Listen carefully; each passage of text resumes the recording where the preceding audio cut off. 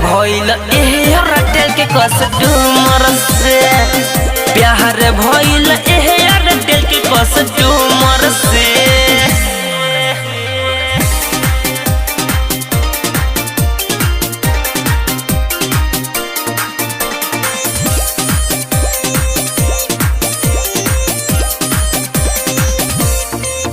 अरे लगता कमाल है, बड़ी बड़ी बाल है, मेरे बाबू सोना का हीरो जैसे चाल है,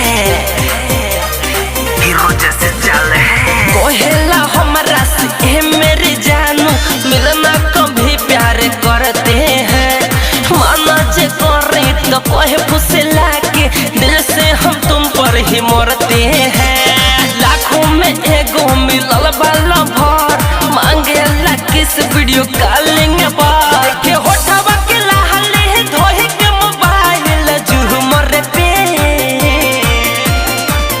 प्यार भइल एयरटेल के कस्टमर से, प्यार भइल एयरटेल के कस्टमर से। चाहे फायदा उठावल ओकरा को अपना उमर के,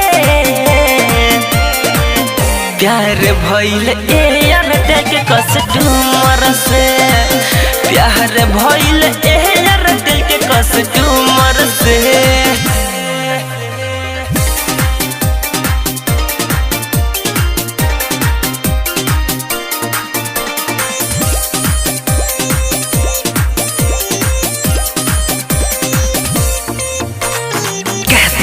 डूब जाऊं मैं तेरी आंखों में, कैद कर ले तू मुझको प्यार की सलाखों में। हाँ नाम हरी देश काम करेला विशेष, साथ संदीप विनोद सुमन बाबे, रात भर करेला प्यार वाले बात, सखी सच को ही मन पर छछना, दिन रात करेला हमारा पे फोन, फिर ये में दे देला कितना सखी दिल यहाँ कोयल बाते ओकरा हुनर पे। प्यार भइल एयरटेल के कस्टमर से, प्यार भइल एयरटेल के कस्टमर से। चाहे फायदा उठावल ओकरा तो अपना उमर के, प्यार भइल एयरटेल के कस्टमर से, प्यार भइल एयरटेल के कस्टमर से।